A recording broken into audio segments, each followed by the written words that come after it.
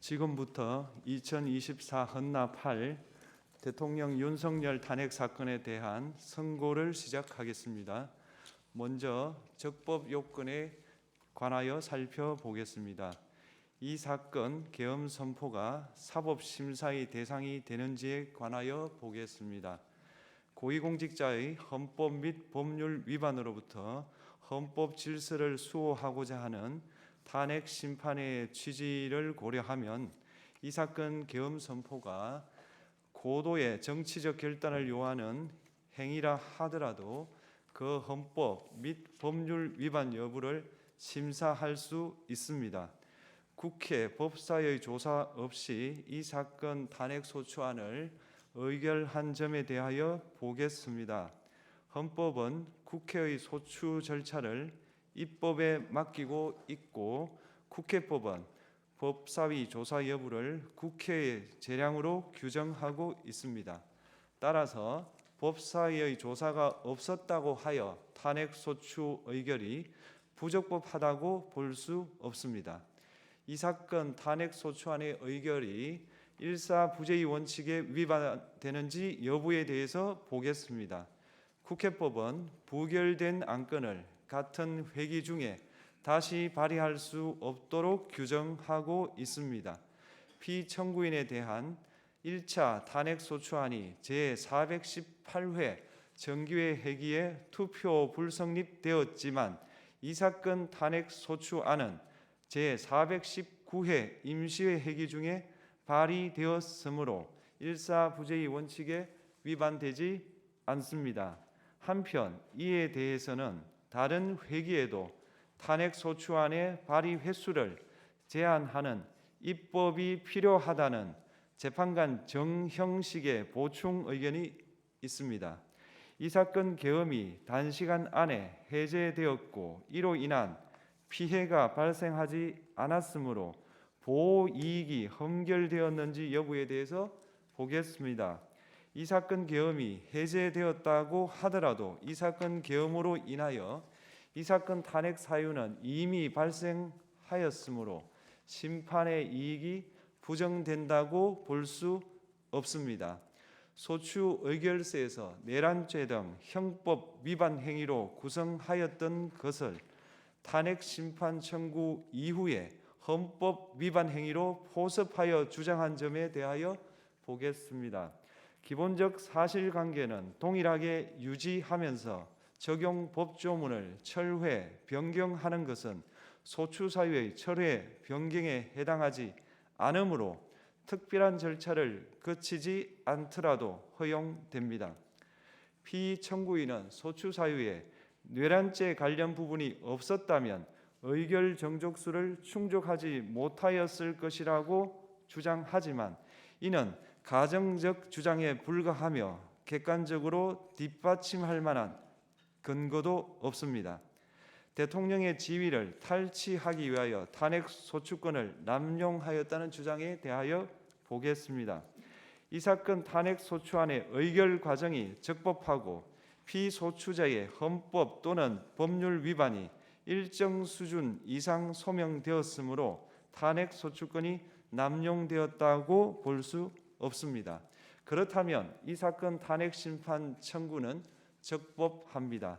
한편 증거법칙과 관련하여 탄핵 심판 절차에서 형사소송법상 전문법칙을 완화하여 적용할 수 있다는 재판관 이미선, 김형두의 보충 의견과 탄핵 심판 절차에서 앞으로는 전문법칙을 보다 엄격하게 적용할 필요가 있다는 재판관 김복형, 조한창의 보충 의견이 있습니다. 다음으로 피청구인이 직무집행에 있어 헌법이나 법률을 위반하였는지 피청구인의 법 위반 행위가 피청구인을 파면할 만큼 중대한 것인지에 관하여 살펴보겠습니다. 우선 소추 사유별로 살펴보겠습니다. 1. 이 사건 계엄 선포에 관하여 보겠습니다. 헌법 및 계엄법에 따르면 비상계엄 선포의 실체적 요건 중 하나는 전시, 사변 또는 이에 준하는 국가 비상사태로 저가 교전 상태에 있거나 사회 질서가 극도로 교란되어 행정 및 사법 기능의 수행이 현저히 곤란한 상황이 현실적으로 발생하여야 한다는 것입니다. 피청구인은 야당이 다수 의석을 차지한 국회의 이례적인 탄핵소추 추진, 일방적인 입법권 행사 및 예산 삭감 시도 등의 전횡으로 인하여 위와 같은 중대한 위기 사항이 발생하였다고 주장합니다. 피청구인의 취임 후 이 사건 계엄 선포 전까지 국회는 행안부 장관, 검사, 방통위위원장, 감사원장 등에 대하여 총 22건의 탄핵소추안을 발의하였습니다. 이는 국회가 탄핵소추 사유의 위헌, 위법성에 대해 숙고하지 않은 채 법 위반의 의혹에만 근거하여 탄핵심판 제도를 정부에 대한 정치적 압박 수단으로 이용하였다는 우려를 낳았습니다. 그러나 이 사건 계엄 선포 당시에는 검사 1인 및 방통위위원장에 대한 탄핵 심판 절차만이 진행 중이었습니다. 피청구인이 야당이 일방적으로 통과시켜 문제가 있다고 주장하는 법률안들은 피청구인이 제의를 요구하거나 공포를 보류하여 그 효력이 발생되지 않은 상태였습니다. 2025년도 예산안은 2024년 예산을 집행하고 있었던 이 사건 계엄 선포 당시 상황에 어떠한 영향을 미칠 수 없고 위 예산안에 대하여 국회 예결특위의 의결이 있었을 뿐 본회의의 의결이 있었던 것도 아닙니다. 따라서 국회의 탄핵소추, 입법, 예산안 심의 등의 권한 행사가 이 사건 계엄 선포 당시 중대한 위기 상황을 현실적으로 발생시켰다고 볼 수 없습니다. 국회의 권한 행사가 위법, 부당하더라도 헌법재판소의 탄핵 심판, 피청구인의 법률안 제의 요구 등 평상시 권력 행사 방법으로 대처할 수 있으므로 국가 긴급권의 행사를 정당화할 수 없습니다. 피청구인은 부정선거 의혹을 해소하기 위하여 이 사건 계엄을 선포하였다고도 주장합니다. 그러나 어떠한 의혹이 있다는 것만으로 중대한 위기 상황이 현실적으로 발생하였다고 볼 수는 없습니다. 또한 중앙선관위는 제22대 국회의원 선거 전에 보안 취약점에 대하여 대부분 조치하였다고 발표하였으며 사전, 우편, 투표함, 보관장소, CCTV 영상을 24시간 공개하고 개표 과정에 수검표 제도를 도입하는 등의 대책을 마련하였다는 점에서도 피청구인의 주장은 타당하다고 볼 수 없습니다. 결국 피청구인이 주장하는 사정을 모두 고려하더라도 피청구인의 판단을 객관적으로 정당화할 수 있을 정도의 위기 상황이 이 사건 계엄 선포 당시 존재하였다고 볼 수 없습니다. 헌법과 계엄법은 비상계엄 선포의 실체적 요건으로 병력으로서 군사상의 필요에 응하거나 공공의 안녕 질서를 유지할 필요와 목적이 있을 것을 요구하고 있습니다. 그런데 피청구인이 주장하는 국회의 권한 행사로 인한 국정마비 상태나 부정선거 의혹은 정치적, 제도적, 사법적 수단을 통하여 해결하여야 할 문제이지 병력을 동원하여 해결할 수 있는 것이 아닙니다. 피청구인은 이 사건 계엄이 야당의 전횡과 국정위기 상황을 국민에게 알리기 위한 경고성 계엄 또는 호소형 계엄이라고 주장하지만 이는 계엄법이 정한 계엄 선포의 목적이 아닙니다. 또한 피청구인은 계엄 선포에 그치지 아니하고 군경을 동원하여 국회의 권한 행사를 방해하는 등의 헌법 및 법률 위반 행위로 나아갔으므로 경고성 또는 호소형 계엄이라는 피청구인의 주장을 받아들일 수 없습니다. 그렇다면 이 사건 계엄 선포는 비상계엄 선포의 실체적 요건을 위반한 것입니다. 다음으로 이 사건 계엄 선포가 절차적 요건을 준수하였는지에 관하여 보겠습니다. 계엄 선포 및 계엄 사령관 임명은 국무회의의 심의를 거쳐야 합니다. 피청구인이 이 사건 계엄을 선포하기 직전에 국무총리 및 9명의 국무위원에게 계엄 선포의 취지를 간략히 설명한 사실은 인정됩니다. 그러나 피청구인은 계엄사령관 등 이 사건 계엄의 구체적인 내용을 설명하지 않았고 다른 구성원들에게 의견을 진술할 기회를 부여하지 않은 점을 고려하면 이 사건 계엄 선포에 관한 심의가 이루어졌다고 보기도 어렵습니다. 그 외에도 피청구인은 국무총리와 관계 국무위원이 비상계엄 선포문에 부서하지 않았음에도 이 사건 계엄을 선포하였고 그 시행 일시, 시행 지역 및 계엄사령관을 공고하지 않았으며 지체 없이 국회에 통고하지도 않았으므로 헌법 및 계엄법이 정한 비상계엄 선포의 절차적 요건을 위반하였습니다. 2. 국회에 대한 군경 투입에 관하여 보겠습니다. 피청구인은 국방부 장관에게 국회에 군대를 투입할 것을 지시하였습니다.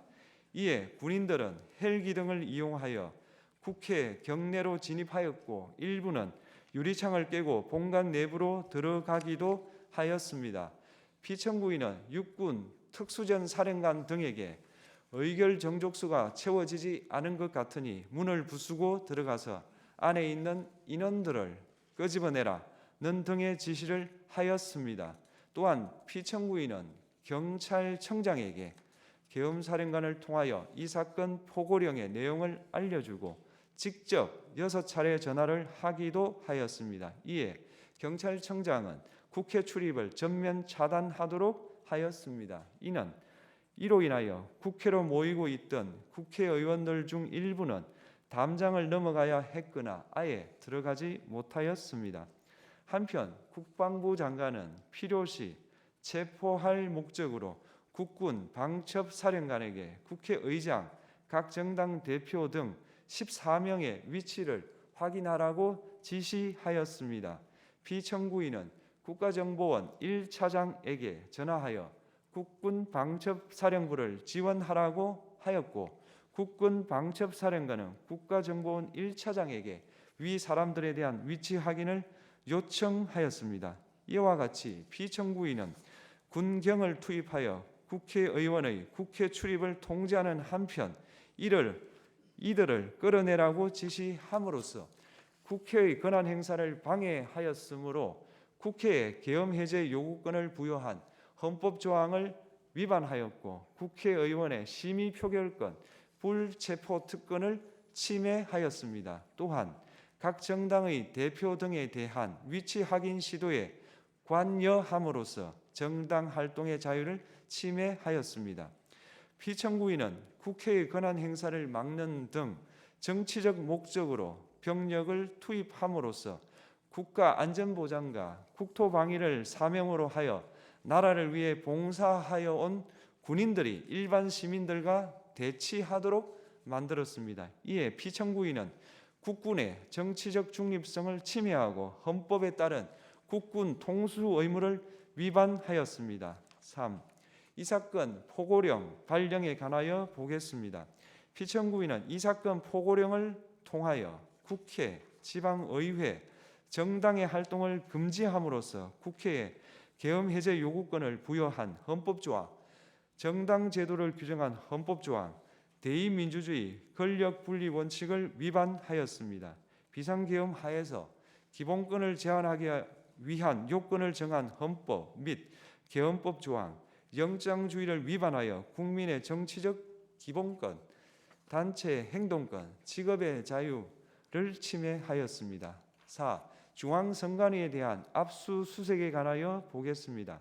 피청구인은 국방부 장관에게 병력을 동원하여 선관위의 전산 시스템을 점검하라고 지시하였습니다. 이에 따라 중앙선관위 청사에 투입된 병력은 출입 통제를 하면서 당직자들의 휴대전화를 압수하고 전산 시스템을 촬영하였습니다. 이는 선관위에 대하여 영장 없이 압수수색을 하도록 하여 영장주의를 위반한 것이자 선관위의 독립성을 침해한 것입니다. 5. 법조인에 대한 위치 확인 시도에 관하여 보겠습니다. 앞서 말씀드린 바와 같이 피청구인은 필요시 체포할 목적으로 행해진 위치 확인 시도에 관여하였는데 그 대상에는 퇴임한 지 얼마 되지 않은 전 대법원장 및 전 대법관도 포함되어 있었습니다. 이는 현직 법관들로 하여금 언제든지 행정부에 의한 체포 대상이 될 수 있다는 압력을 받게 함으로 사법권의 독립을 침해한 것입니다. 지금까지 살펴본 피청구인의 법 위반 행위가 피청구인을 파면할 만큼 중대한 것인지 관하여 보겠습니다. 피청구인은 국회와의 대립상황을 타개할 목적으로 이 사건 계엄을 선포한 후 군경을 투입시켜 국회의 헌법상 권한 행사를 방해함으로써 국민 주권주의 및 민주주의를 부정하고 병력을 투입시켜 중앙선관위를 압수수색하도록 하는 등 헌법이 정한 통치구조를 무시하였으며 이 사건 포고령을 발령함으로써 국민의 기본권을 광범위하게 침해하였습니다. 이러한 행위는 법치국가 원리와 민주국가 원리의 기본 원칙들을 위반한 것으로 그 자체로 헌법 질서를 침해하고 민주공화정의 안정성에 심각한 위해를 끼쳤습니다. 한편 국회가 신속하게 비상계엄 해제 요구를 결의할 수 있었던 것은 시민들의 저항과 군경의 소극적인 임무 수행 덕분이었으므로 이는 피청구인의 법 위반에 대한 중대성 판단에 영향을 미치지 않습니다. 대통령의 권한은 어디까지나 헌법에 의하여 부여받은 것입니다. 피청구인은 가장 신중히 행사되어야 할 권한인 국가 긴급권을 헌법에서 정한 한계를 벗어나 행사하여 대통령으로서의 권한 행사에 대한 불신을 초래하였습니다. 피청구인이 취임한 이래 야당이 주도하고 이례적으로 많은 탄핵 소추로 인하여 여러 고위공직자의 권한 행사가 탄핵 심판 중 정지되었습니다. 2025년도 예산안에 관하여 헌정사상 최초로 국회 예산결산특별위원회에서 정액 없이 감액에 대해서만 야당 단독으로 의결하였습니다. 피청구인이 수립한 주요 정책들은 야당의 반대로 시행될 수 없었고 야당은 정부가 반대하는 법률안들을 일방적으로 통과시켜 피청구인의 제의 요구와 국회의 법률안 의결이 반복되기도 하였습니다. 그 과정에서 피청구인은 야당의 전횡으로 국정이 마비되고 국익이 현저히 저해되어 가고 있다고 인식하여 이를 어떻게든 타개하여야만 한다는 막중한 책임감을 느끼게 되었을 것으로 보입니다. 피청구인이 국회의 권한 행사가 권력 남용이라거나 국정 마비를 초래하는 행위라고 판단한 것은 정치적으로 존중되어야 합니다. 그러나 피청구인과 국회 사이에 발생한 대립은 일방의 책임에 속한다고 보기 어렵고 이는 민주주의 원리에 따라 해소되어야 할 정치의 문제입니다. 이에 관한 정치적 견해의 표명이나 공적 의사결정은 헌법상 보장되는 민주주의와 조화될 수 있는 범위에서 이루어져야 합니다. 국회는 소수 의견을 존중하고 정부와의 관계에서 관용 그리고 자제를 전제로 대화와 타협을 통하여 결론을 도출하도록 노력하였어야 합니다. 피청구인 역시 국회의 대표인 국회를 협치의 대상으로 존중하였어야 합니다. 그럼에도 불구하고 피청구인은 국회를 배제의 대상으로 삼았는데 이는 민주정치의 전제를 허무는 것으로 민주주의와 조화된다고 보기 어렵습니다. 피청구인은 국회의 권한 행사가 다수의 횡포라고 판단했다 하더라도 헌법이 예정한 자구책을 통해 견제와 균형이 실현될 수 있도록 하였어야 합니다.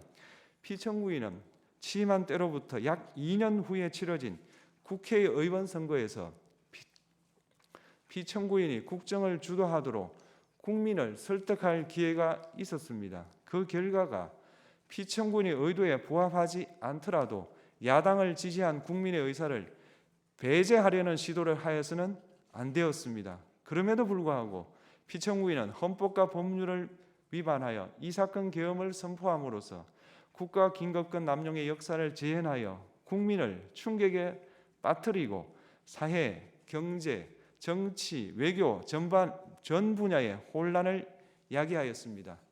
국민 모두의 대통령으로서 자신을 지지하는 국민을 초월하여 사회 공동체를 통합시켜야 할 책무를 위반하였습니다. 군경을 동원하여 국회 등 헌법기관의 권한을 훼손하고 국민의 기본적 인권을 침해함으로써 헌법소의 책무를 저버리고 민주공화국의 주권자인 대한국민의 신임을 중대하게 배반하였습니다. 결국 피청구인의 위법 행위는 국민의 신임을 배반한 것으로 헌법소의 관점에서 용납될 수 없는 중대한 법 위반 행위에 해당합니다. 피청구인의 법 위반 행위가 헌법 질서에 미친 부정적 영향과 파급 효과가 중대하므로 피청구인을 파면함으로써 얻는 헌법소의 이익이 대통령 파면에 따르는 국가적 손실을 압도할 정도로 크다고 인정됩니다. 이에 재판관 전원의 일치된 의견으로 주문을 선고합니다. 탄핵 사건이므로 선고 시각을 확인하겠습니다. 지금 시각은 오전 11시 22분입니다. 주문: 피청구인 대통령 윤석열을 파면한다. 마치겠습니다.